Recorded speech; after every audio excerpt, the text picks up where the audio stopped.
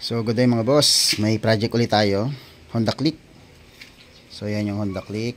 At yung project natin dyan mga boss ay papalitan natin ng handle switch. Kasi dito nga mga boss, makikita nyo na naka bumblebee, domino switch siya. Tapos yung isa, ito yung Italian switch. So yan yung ano niya, switch. Gagawin mga boss, tatanggalin ulit itong Italian switch saka itong domino. Papalitan daw ng ito. So ipapalit natin ay illuminated na handle switch. So yan, may ilaw rin to. Okay, so alam ko pang ano to, NMAX. So yan, NMAX yan.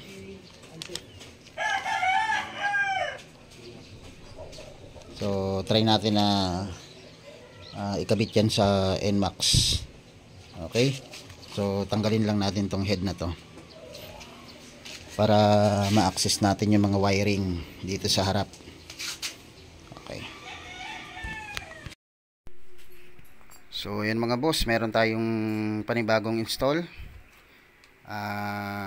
handle switch ng NMAX version 1. Hindi ko lang alam kung pwede ito sa version 2, pero yan yung version 1. Tapos yan mga boss. So yan. Ito hindi pa nakabit yung yung pinaka switch ng ating mini driving light. Pero okay na yan mga boss. Tapos may passing din siya dito. High and low, signal left and right sa horn. Yung idling stop natin mga boss, ginawa nating on and off ng illuminated, tapos underglow. Ito mga boss yung pinaka hazard natin, tapos starting button. So yan, try natin na pakita yan mga boss. Be careful when you drive. Tapos start natin yan.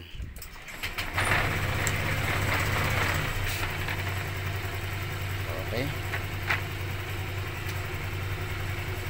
so sa kanyang mga boss, high and low. Yan, high and low. Okay, tapos sa signal, Turn left. okay, signal din yan. Tapos sa Turn kanan, right.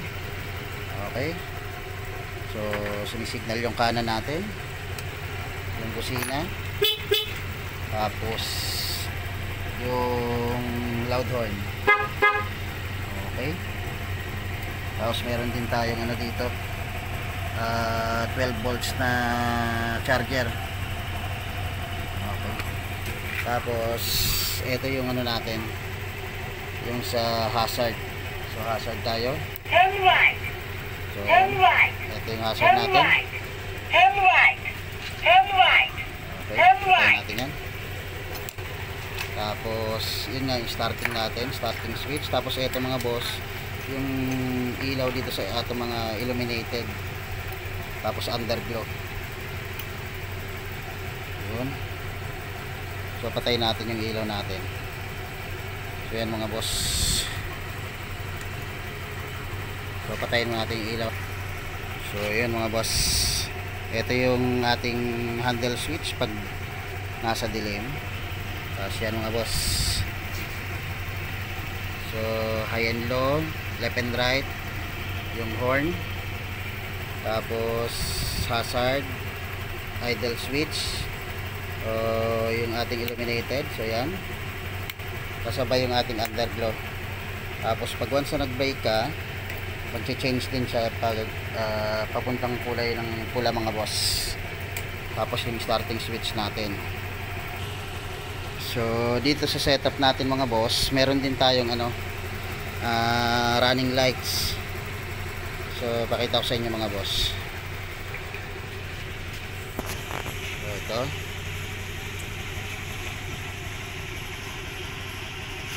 so yan, okay.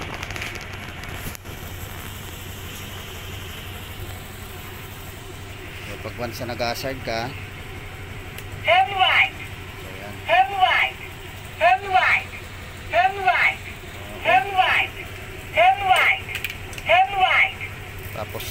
stock. So yan siya. Tapos i back to stock natin. So yan, back to stock para iwas huli mga boss.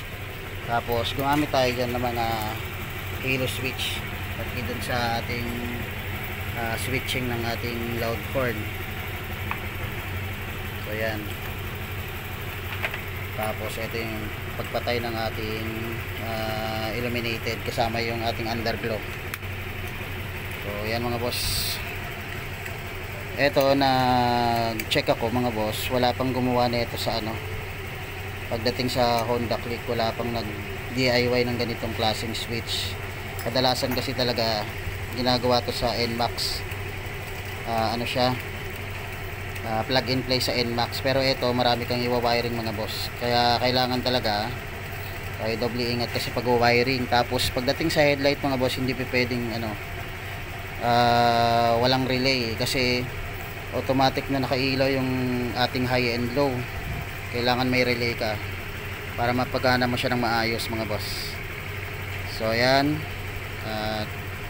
kung may katanungan kayo mga boss pag install ng ganitong klaseng handle switch ng NMAX sa ating Honda Click, so message lang kayo, mag-comment lang kayo sa ating comment section mga boss.